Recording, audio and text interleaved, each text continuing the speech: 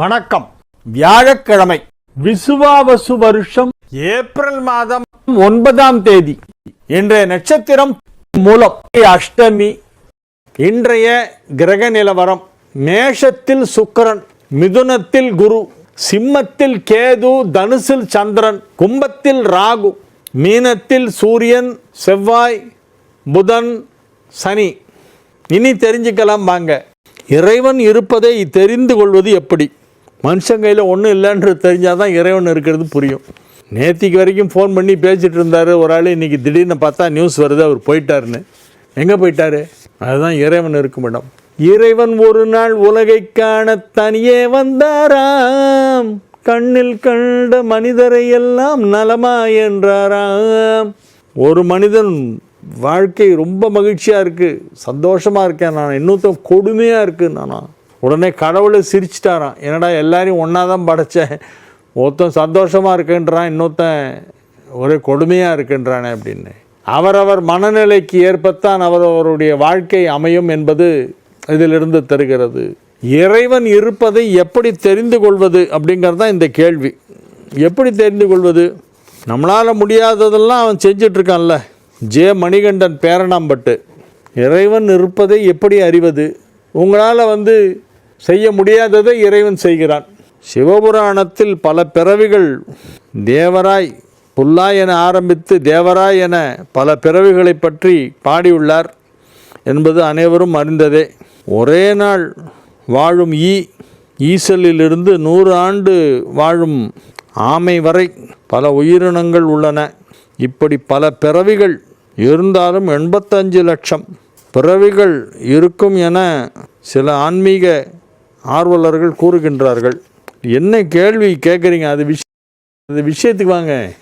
இதில் மனித பிறவியில் நாம் செய்யும் நன்மையை பொறுத்தே பிறவி, பேரின்பம், இறைப்பதவி இப்படிப்பட்டவையெல்லாம் வரும். ஏன் போட்டி பொறாமை என அலையும் மனித குலம்? போட்டி பொறாமை என அலையும் மனித குலம் ஜென்மங்கள் தங்களிடம் தங்களின் ஸ்டைலில் பதில் கூறவும். அது என்ன, எனக்குன்னு தனி ஸ்டைல்லாம் இருக்கானே. என்ன கேட்குறீங்கம்மா? லக்ஷ்மி வடுகநாதன் நிறைய பிறவி இருக்குது, புல்லாயின்னு ஆரம்பித்து தேவராய் வரைக்கும் எல்லாம் சொல்கிறாரு. எல்லா பிறப்பும் பிறந்தழைத்தேன் எம்பெருமான் அப்படின்னெல்லாம் சொல்கிறாரு. சரி, இப்போ என்ன சொல்கிறீங்க நீங்கள் அதுக்கு? ஆமாம், அதில் பல பிறவிகள் இருந்தாலும் 85 லட்சம் பிறவிகள் இருக்கிறதாம் அவை என சொல்லப்படுகிறது. அதில் மனித பிறவியின் நாம் செய்யும் நன்மையை பொறுத்தே பிறவிகள் பேரின்ப இறை பதவி கிடக்கும். மனித பிறவி கிடைத்திருக்கேன்னு சந்தோஷப்படுங்க. நீங்கள் ஏன் புல்லாய் பூண்டாய் பல்மிருகமாய் பறவையாய் அப்படின்னெல்லாம் நீங்கள் ஏன் அதெல்லாம் இப்போ யோசிச்சுட்ருக்கீங்க? மனித பிறவி கொடுத்துருக்கார் கடவுள். எதுக்கு? அவரை வணங்கிறதுக்கு. மனித பிறவி எதற்காக நம்ம கொடுத்துருக்கிறார்? அந்த நம்மை படைத்தானே அந்த இறைவன், அந்த இறைவனை வணங்குவதற்காகத்தான் இந்த மனித பிறவி. எனவே நீங்கள் எப்பொழுதும் அந்த இறைவனின் திருநாமத்தை 5 எழுத்து மந்திரத்தை உச்சரித்து கொண்டே இருங்கள், அது போதும். 5 எழுத்து மந்திரத்தை சொன்னால் எல்லாமே கிடச்சிடும். தாமஸ் ஆல்வா எடிசன் 3 மாதம்தான் பள்ளிக்கூடம் போனார். ஆனால் ஆயிரக்கணக்கான அறிவியல் கண்டுபிடிப்புகளை அவர் கண்டுபிடித்திருக்கிறார். தாமஸ் ஆல்வா எடிசன் தான் பல்பு கண்டுபிடிச்சார். நிறைய கண்டுபிடிப்புகளை எல்லாம் அவர் கண்டுபிடித்திருக்கிறார். இதை போல் ரேராக சில அறிவாளிகள்லாம் தோன்றுவாங்க சார். ஜீனியஸ், சைல்டு ப்ராடிஜின்னு சொல்லுவாங்க ஆங்கிலத்தில். அந்த சைல்டு ப்ராடிஜிங்கிறது இயற்கையாகவே ஒரு பெரிய ஞானம் இருக்கும். எனக்கு தெரிஞ்ச இசை உலகில் மேண்டலின் சீனிவாசன் தான் நான் சைல்டு ப்ராடிஜி அப்படின்னு சொல்லுவேன். எங்கேருந்தோ ஒரு சம்மந்தமே இல்லாத ஒரு வாத்தியத்தை எடுத்து அதில் ஒரு கர்நாடிக் மியூசிக்கை வேர்ல்டு ஃபுல்லாக அதை வாசித்து கச்சேரி பண்ணி ஆகா ஓஹோன்னு என்ன ஞானம். ஐயோ, மேண்டலின் சீனிவாசோட ஞானத்தை பார்த்து நான் அப்படியே பிரமிச்சு போயிருக்கேன். ஏன்னா அவருடைய ஃபஸ்ட்டு கச்சேரி முதற்கொண்டு நான் அட்டன் பண்ணியிருக்கேன். 1982 இந்தியன் ஃபைன் ஆர்ட்ஸ் சொசைட்டி இவருடைய இசை விழா அப்போ நடிகர் சங்கம் ஹாலில் நடந்தது. அன்றைக்கி தான் அவர் ஃபஸ்ட்டு மேடை ஏறி கச்சேரி பண்ணார். அப்போ உதயசங்கர் மிருதங்கம், அன்றைக்கி நல்லா ஞாபகம் இருக்குது எனக்கு, எம்பி உதயசங்கர் மிருதங்கம். ஒரு பெரிய ஞானஸ்தான். அந்த மாதிரி ஜீனியஸ் எப்போ பிறப்பாங்க, அது எப்போ கடவுள் அப்படியெல்லாம் படைப்பாருன்னு தெரியாது. அந்த மாதிரி ஒரு ஜீனியஸ் தான் தாமஸ் ஆல்வா எடிசன். அவர் ஸ்கூலுக்கே போனதில்லை. ஆன்மீகத்தால் அடையக்கூடிய அதிகபட்ச பலன் என்று எதை சொல்லலாம்? இறைவனின் தரிசனம் நமக்கு கிடைத்தால் அதுதான் பெரிய விஷயம். இறைவனை நாம் காண முடியுமா? அந்த தரிசனம் கிடைக்குமா? அப்படி கிடைத்து விட்டால் அதுதான் ஆன்மீகத்தால் நமக்கு கிடைக்கக்கூடிய மிகப்பெரிய பலன். பெரிய மகான்களுக்கெல்லாம் தரிசனம் கிடைச்சிருக்கு. 20ஆம் நூற்றாண்டிலேயே இறைவனை பார்த்தவர்கள் இருந்திருக்கிறார்கள். பாம்பன் சுவாமிகள் இறைவனை பார்த்திருக்கிறார். ராமகிருஷ்ண பரமஹம்சர் இறைவனை பார்த்திருக்கிறார். காளி தேவியின் காட்சி அவருக்கு கிடைத்திருக்கிறது. நிறைய மகான்கள் 20ஆம் நூற்றாண்டிலே இறைவனை பார்த்திருக்கிறார்கள். அதுதான் ஆன்மீகத்தால் கிடைக்கக்கூடிய மிகப்பெரிய பலன். ஆனால் அப்படி பார்க்குற பாக்கியம் கிடைச்சவங்க யாரும் எனக்கு பணம் கொடு, பங்களா கொடு, தங்க கட்டி கொடுலாம் கேட்கவே இல்லை. அந்த ஆசை இருந்தாக்கா இது கிடைக்காது, இறைவனுடைய தரிசனம் கிடைக்காது. ரஷ்யா உக்ரைன் போர், அமெரிக்கா இஸ்ரேல் ஈரான் போர், ஆப்கானிஸ்தான் பாகிஸ்தான் போர், எப்போது இதெல்லாம் முடிவுக்கு வரும்? நல்ல கேள்வி. டி விஜயலட்சுமி, தஞ்சாவூர், கீழவாசல், தஞ்சாவூர். இதற்கு எந்த தெய்வத்தை வணங்க வேண்டும்? அதிருத்ரம் பண்ணோம் சார், அதிருத்ர யாகம் பண்ணால் இந்த போர் முடிவுக்கு வரும். யாராவது அதிருத்ர யாகம் செய்வதாக இருந்தால் சொல்லுங்கள், நான் அதற்கு ஏதாவது என்னால் முடிந்த உதவி தொலைக்காட்சி மூலமாக அதை எல்லோருக்கும் தெரியப்படுத்தி எல்லாரையும் வரவழைச்சு எல்லாம் பண்ணலாம். அதிருத்ரம்னு ஒரு யாகம், அதை பண்ணினால் 11 × 11 × 11 × 11 × 11, அதுதான் அதிருத்ரம். அந்த அதிருத்ர யாகம் செய்தால் 11 × 11 × 11 × 11 × 11, இதுதான் அதிருத்ர யாகம். எத்தனை முறை செய்யணும் அதை, அதுக்கு நிறைய விதிமுறைகள்லாம் இருக்குது. அதில் இவ்வளவு ஆவர்த்தி ஹோமமாக பண்ணோம், இத்தனை ஆவர்த்தி ஜபமாக பண்ணோம், இத்தனை ஆவர்த்திக்கு சிவலிங்கத்தை வச்சு அபிஷேகம் பண்ணி அர்ச்சனை பண்ணணும், இத்தனை முறை ருத்ர திருசதி அர்ச்சனை பண்ணோம், ருத்ரத்தில் ஜபம் இவ்வளோ பண்ணோம், ஹோமம் இவ்வளோ பண்ணோம், அந்த ஹோமத்துக்குள்ள ஒரு 10% அர்க்கியம் விடணும். இதெல்லாம் நிறைய இருக்குது. இந்த அதிருத்ரத்தை ப்ராப்பராக பண்ணாக்க இந்த உலகம் அமைதி பெறுவதற்கு அது ஒரு பெரிய ஒரு மிகச்சிறப்பான ஒரு பெரிய யாகம். ஆனால் நிறைய செலவாகும், நிறைய பேர் வேணும். அதுக்கு வேதம் படித்தவங்க நிறைய பேரை வச்சு பண்ணணும். ஒரு வாரம் நடக்கும் அதிருத்ரங்கிறதெல்லாம். அது பண்ணினா யுத்தம் முடிவுக்கு வரும். அது செலவுன்னு பார்த்தீங்கன்னா 2 ரூபா பக்கம் வந்துடும், பெரிய 2 ரூபா, சி 2 ரூபா பக்கம் வரும். எனக்கு தெரிஞ்சு யுத்தத்தை நிறுத்துவதற்கு அதிருத்ர யாகம் ஒரு நல்ல பரிகாரம். அதை தவிர சதசண்டி ஹோமம் செய்தாலும் அது யுத்தத்தை முடிவுக்கு கொண்டு வரும்.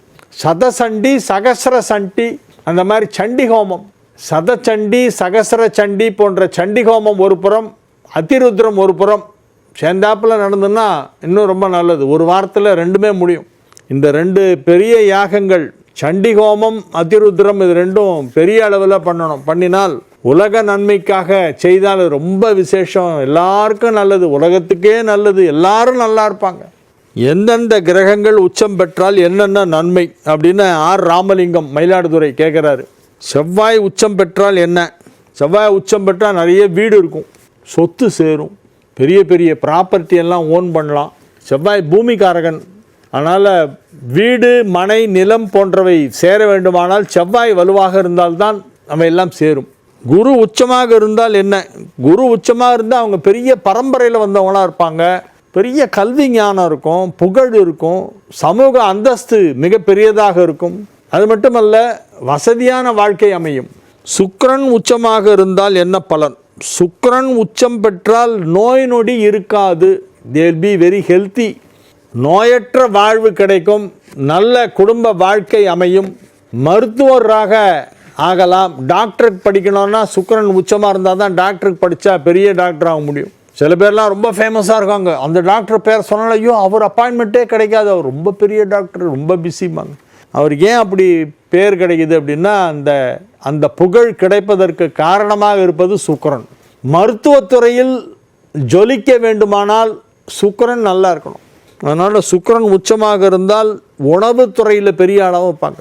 சில பேர்லாம் பெரிய ஹோட்டல் வச்சு நடத்துகிறாங்க, கூட்டம் கூட்டமாக வருது, சாப்பிட்டு போயிட்டே இருக்காங்க. அங்கே எப்போ பாரு கூட்டம், வாசலில் சேர் போட்டு உட்கார வச்சு லிஸ்ட்டு எழுதி வச்சுருக்காங்க. இருங்க அடுத்தது உங்கள் டேர்னு, உங்களை கூப்பிடுவோம் அப்படின்ட்டு 4 பேர் வாங்க, சீட்டு காலி ஆகிடுச்சு, 4 பேர் வாங்க, அடுத்தது அந்த 5 பேர் இப்படி ரெடியாக இருங்க. இப்படி ஒரு கூட்டம் ஒரு ஹோட்டல் வாசலில். எல்லோரும் பண்ணுற அதே இட்லி தோசைன்னு தான் அவனும் பண்ணிகிட்டு இருக்கான். அவனுக்கு ஒரு கூட்டம். ஏன்னா அந்த ஓனருக்கு சுக்கிரன் உச்சம். சுக்கிரன் உச்சமாக இருந்தால் ஹோட்டல் நடத்தலாம், கேட்ரிங் தொழில் நடத்தலாம், உணவு சம்பந்தமான தொழில் நடத்தலாம், மசாலா பவுடர் எக்ஸ்போர்ட் பண்ணலாம் சுக்கிரன் உச்சமாக இருந்தால்.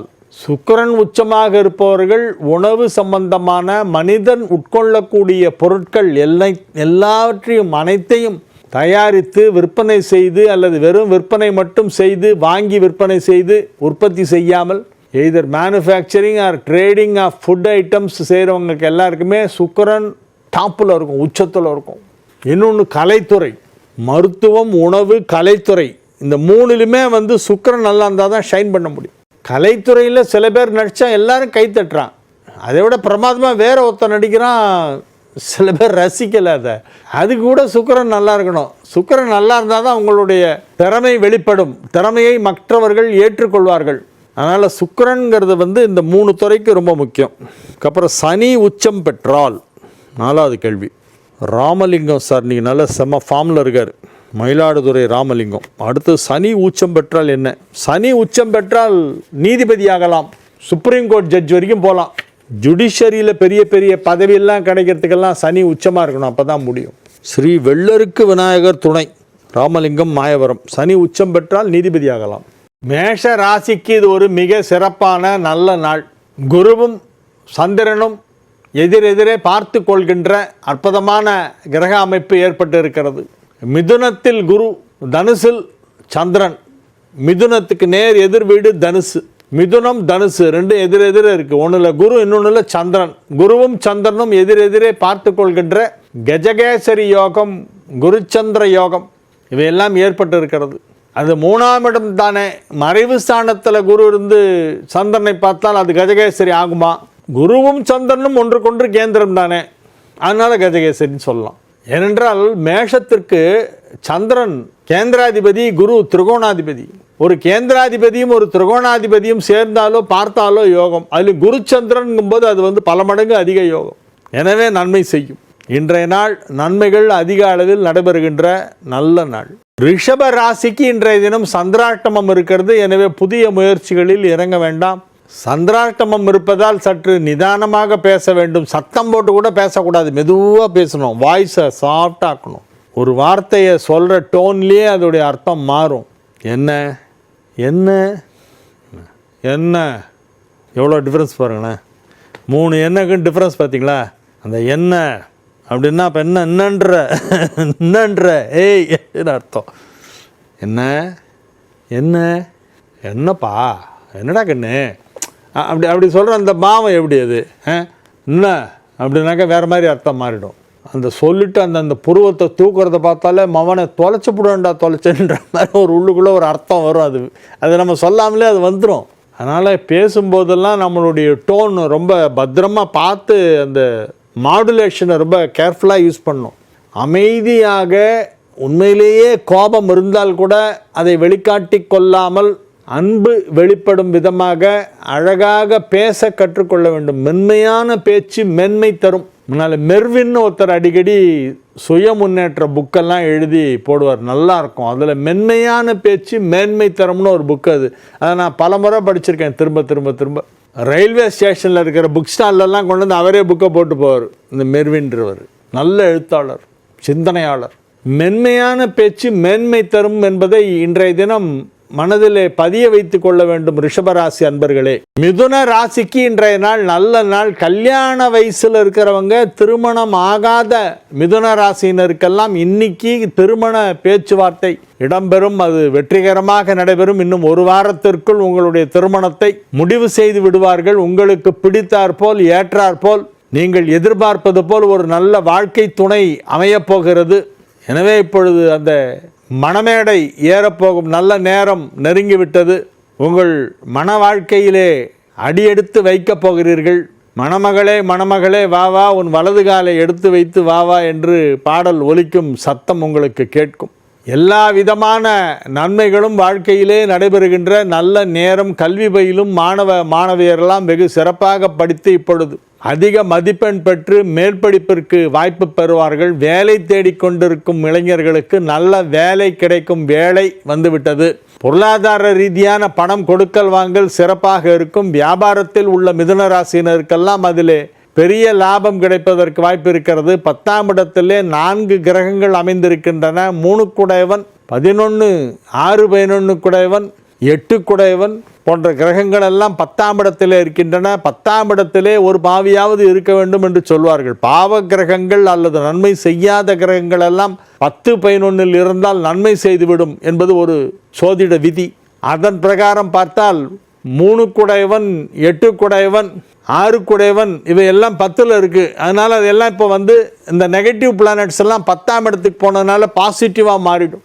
எனவே அதிக பாசிட்டிவான நல்ல விஷயங்கள் உங்களுக்கு நடைபெறும். உங்களுடைய தொழிலிலே எங்கே ஒரு தேக்க நிலை வந்து விடுமோ என்று நீங்கள் அஞ்ச வேண்டாம். அது வழக்கத்தை விட இன்னும் சிறப்பாக இப்பொழுது நடைபெறப் போகிறது. எனவே இது ஒரு நல்ல நேரம்.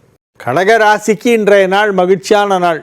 கடகராசி அன்பர்கள் இன்று மிகுந்த மகிழ்ச்சியுடன், உற்சாகத்துடன், சுறுசுறுப்புடன் இயங்குவார்கள். வெற்றிகரமாக உங்கள் பணிகளை எல்லாம் செய்து முடிப்பீர்கள். ராசி அதிபதியான சந்திரன் குருவின் வீட்டிலே அமர்ந்து கொண்டு குருவால் பார்க்கப்படுவதால் யோகம். குருவின் பார்வையிலே, குருவின் வீட்டிலே இருக்கிறது உங்கள் ராசி அதிபதி சந்திரன். குருச்சந்திரன் எதிரெதிரே பார்த்து கொள்வதால் நன்மைகள் அதிக அளவிலே கடகராசிக்கு நடைபெறும். எனவே இது ஒரு மிக சிறப்பான நாள்.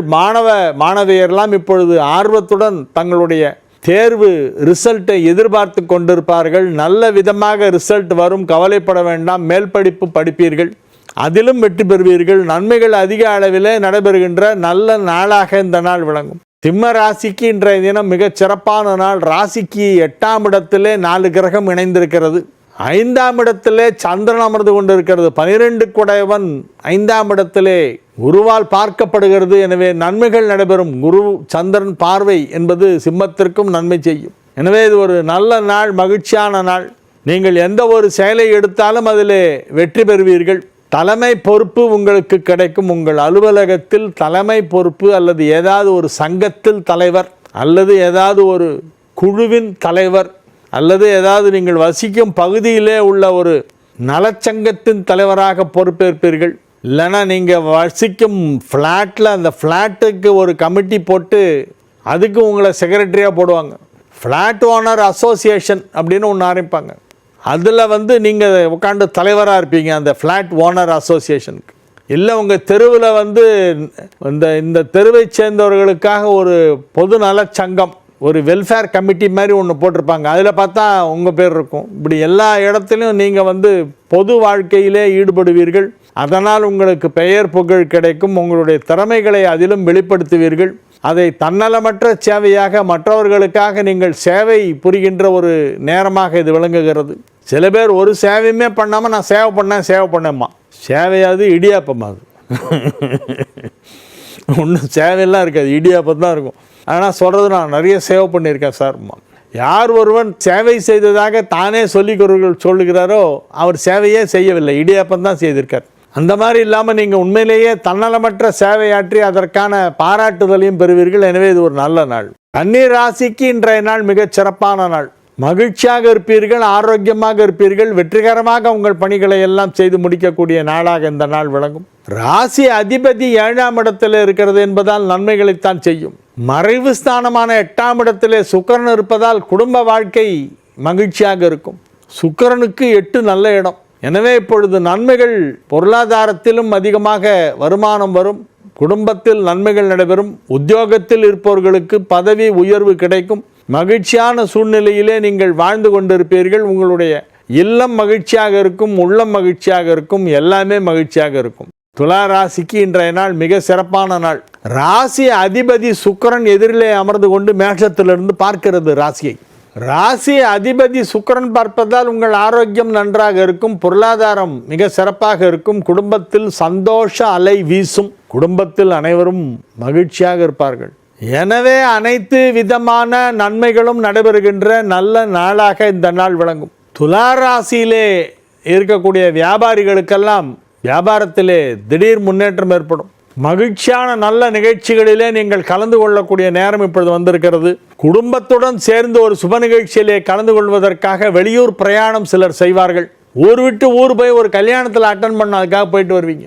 எனவே இது ஒரு நல்ல நேரம். சந்தோஷமான நல்ல பயணங்கள், மகிழ்ச்சியான நேரங்கள், உற்றார் உறவினர் நண்பர்கள் என பலரையும் சந்தித்து மகிழ்ச்சியாக இருக்கக்கூடிய நல்ல நாளாக இந்த நாள் விளங்கும். துலா ராசிக்கு இன்றைய நாள் மிக சிறப்பான நாள். மகிழ்ச்சியாக இருப்பீர்கள், ஆரோக்கியமாக இருப்பீர்கள். வெற்றிகரமாக உங்கள் பணிகளை எல்லாம் செய்து முடிக்கக்கூடிய நாளாக இந்த நாள் விளங்கும். விருச்சிக ராசிக்கு இன்றைய நாள் நல்ல நாள், மகிழ்ச்சியாக இருப்பீர்கள். எல்லா கிரகங்களும் உங்களுக்கு சாதகமாக இருக்குது.